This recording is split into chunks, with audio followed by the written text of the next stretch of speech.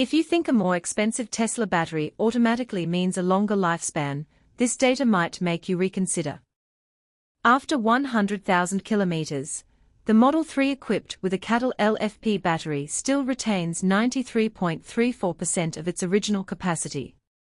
This places Tesla's newer LFP battery among the battery packs, showing very strong resistance to degradation in real-world conditions. So, could a battery that Tesla once considered mainly a cost-saving option actually be the smarter choice for people planning to keep their cars for many years?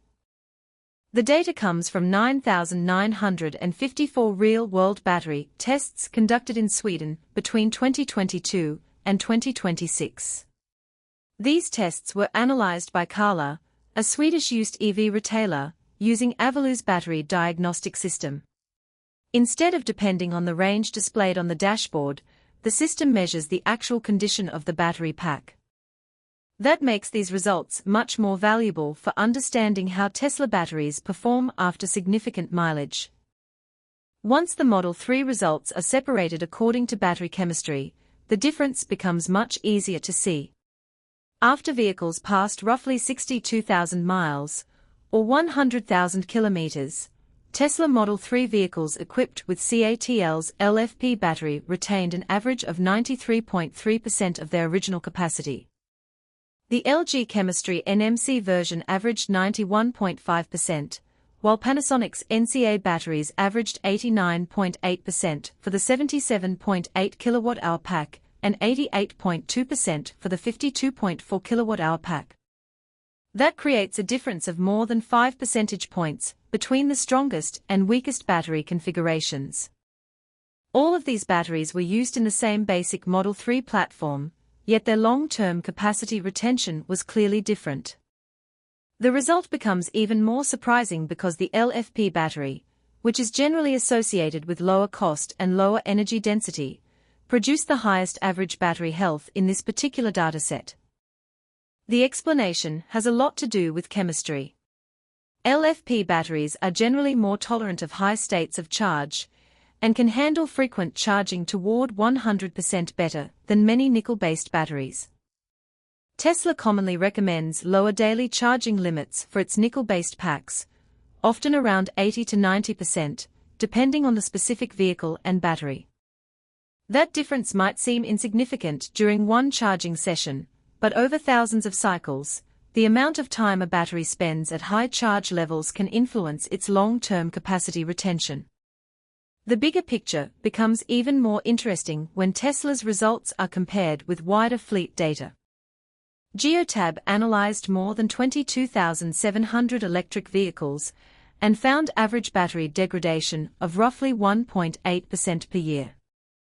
That does not mean every battery loses exactly 1.8% each year, because real-world degradation depends on mileage, climate, charging habits, temperature, battery chemistry, and thermal management.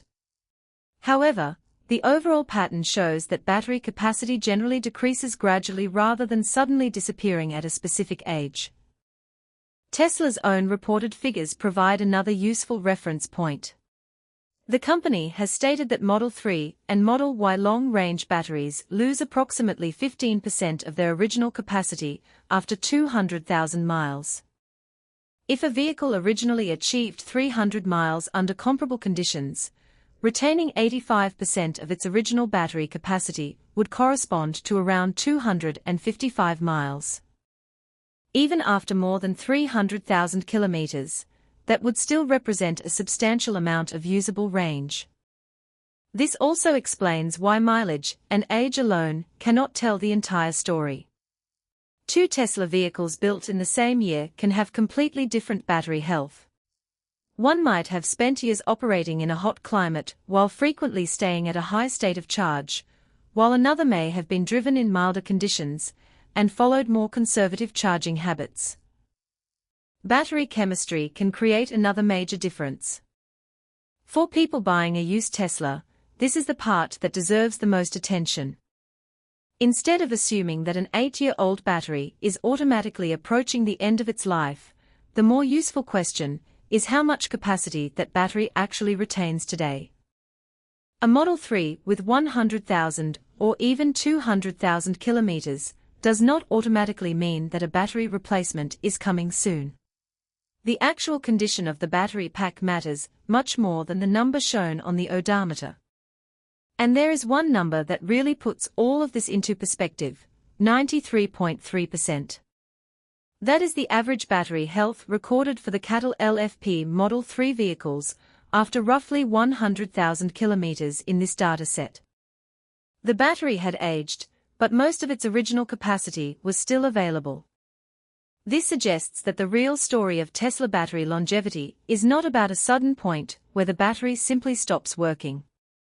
It is about a gradual transition from 100% capacity to a lower level while the vehicle continues performing its job. So the bigger question is no longer simply how many years a Tesla battery can survive. The more important question is how much useful capacity remains after the vehicle has traveled hundreds of thousands of kilometers. And the latest real-world figures suggest that, for many Tesla batteries, the answer could be much higher than people expect. But if battery age itself is not the main factor, then what actually causes a Tesla battery to lose capacity faster? The answer is more complicated than simply counting how many miles the vehicle has traveled. The battery is constantly reacting to temperature, charging power, state of charge, and driving conditions. Change those conditions, and the exact same battery can experience a very different aging process. So here is the first question. Does supercharging actually cause a Tesla battery to degrade faster? The answer is not simply yes or no. High-power DC charging places greater thermal and electrical demands on the battery, especially when the pack is already hot, or when charging continues toward a high state of charge. Data from Geotab gives us a useful indication of the difference. Vehicles that frequently use DC fast charging above 100 kilowatts showed battery degradation of around 3% per year, compared with lower degradation among vehicles that depended more heavily on lower power charging. That does not mean every Tesla using a supercharger will lose exactly 3% of its battery capacity every year. Instead, it suggests that repeated high-power charging can become one of the factors influencing long-term battery aging. But that leads to another important question. If fast charging matters, why doesn't every Tesla that frequently uses superchargers experience the same level of degradation? Because charging power is only one part of the equation. Temperature can completely change the conditions inside the battery. Charging a battery that is extremely cold or extremely hot is not the same as charging one operating within its preferred temperature range. That makes Tesla's thermal management system an important part of battery longevity. Before a fast charging session, the vehicle can prepare the battery by bringing it toward a more suitable temperature. During charging and driving, the system continues managing heat so the cells are not simply exposed to whatever temperatures exist around the vehicle. And temperature is not a small detail. Geotab's analysis found that EVs operating in hotter climates experienced approximately 0.4 percentage points more degradation per year than vehicles operating in more moderate climates.